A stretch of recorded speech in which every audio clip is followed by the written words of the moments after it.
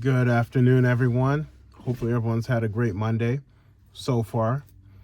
Uh, let's talk about how you find area average rents for when you get ready to evaluate a deal that you found and you want to make sure the average area rents cover your mortgage, taxes, and insurance. Obviously, you want to make sure the deal's cash flow. So, what do you do to ensure that you don't get into a market or an area and you're negative cash flow and you're not getting the rents that you thought you were getting, and you know then your deal goes then you're feeding the deal, meaning that you have to pay out of your own income every month to make the deal even work. So I'm going to give you some strategies on what you could do to make that happen. All right, let's get into it. Number one, I would say this is probably the easiest way you can do, but get on, and this is not a sponsored video by them at all, but not Redfin, sorry. Get on Rent-O-Meter, and they will give you, it is a paid platform. I think you can do up to 3 tries before you have to pay, or they make you pay or something like that.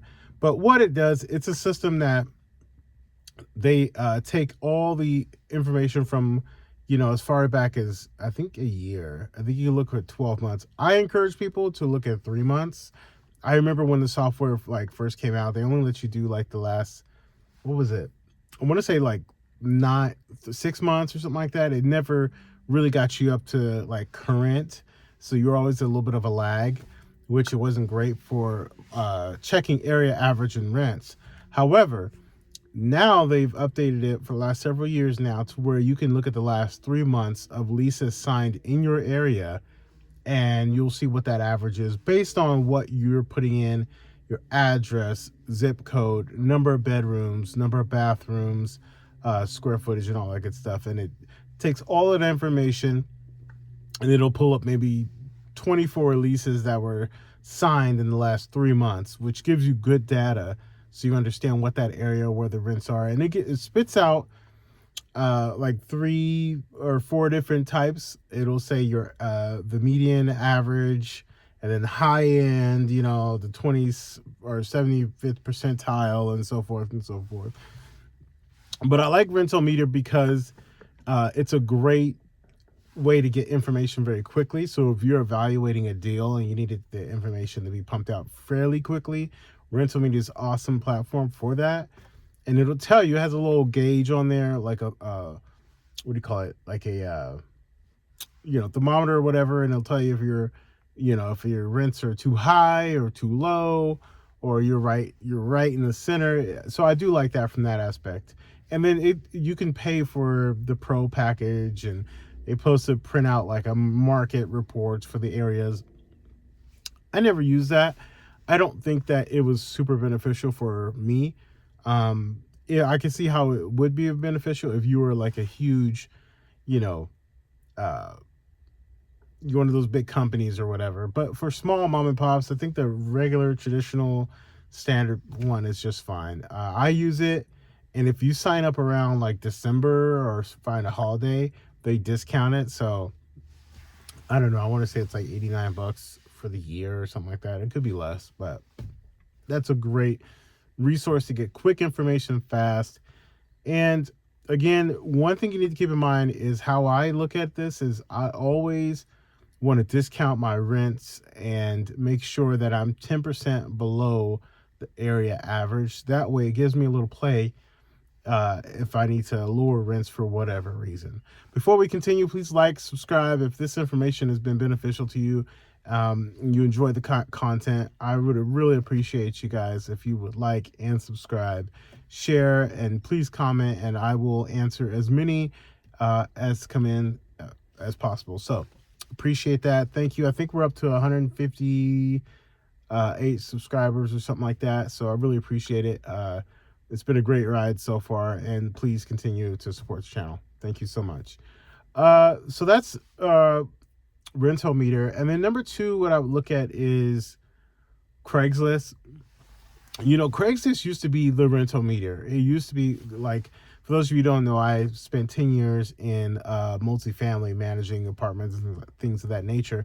Now I strictly do commercial.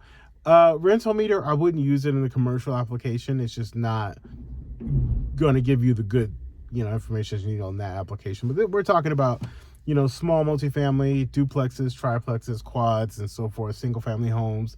This is awesome information too. So I think Craigslist is number 2 for me, because growing up in the industry, we relied on Craigslist a lot before they had all these, platforms out now. And it used to be solid. It was and it still is to the most part. It still is. I would recommend you use it just to gauge and see what's out there. If you have and most all of these platforms, you can put in what you're advertising. Like if you have a 2x1, 1x1, single family home, whatever it is, you can put in those metrics and it'll give you that number. Same with Craigslist. I think they have like a search bar, and you can be like a detailed search, and you can put in there 1, 2, whatever you're looking for, and it'll tell you what you give you a printout of all the recent activity for that. Is it set in stone? No, I wouldn't rely all of my information on that, but Craigslist is definitely up there, because it's going to give you people. So in the industry, there used to be a rule that we would have to post 3 times a day, breakfast, lunch, and dinner. And that was kind of the industry standard across the board. Like they wanted to get their advertisings out there and do all that. So, and say all that to say, it's going to give you to the minute. And the good thing is, here's another hot tip. A lot of management companies will have us do that, so your listing stays at the top of the queue.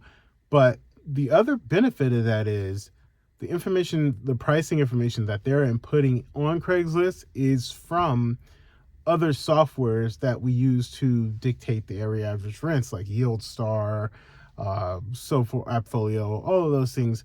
Well, whatever they were looking at, that's what the Craigslist ad will be. So it's fairly accurate.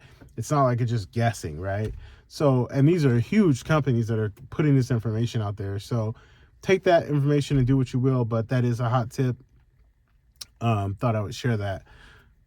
So my third and final tip would be to make phone calls, do site visits. I would look at, 1 to 2 mile radius and look at go to an apartment. And let's just say, like, for me, I have a duplex with big backyards, fully remodeled. I can't compare that with a 150 unit community with the pool, parking. I'm not going to use that as a comparison, but it is going to give me kind of a ballpark idea of what they're able to achieve.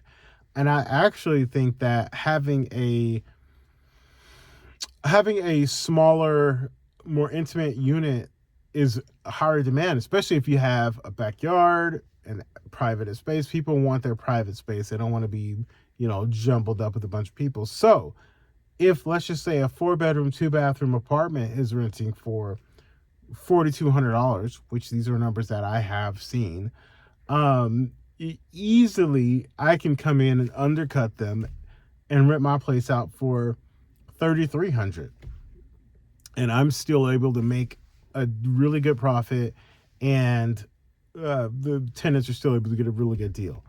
Now, here's the caveat: you go into these places, don't tell them like you're trying to do a market research, blah blah blah. Just go through the motions as if you're going to rent a place, just so you can get a sense of the idea. And they'll also may take you on a tour, which may be helpful, because then you can see what you're up against.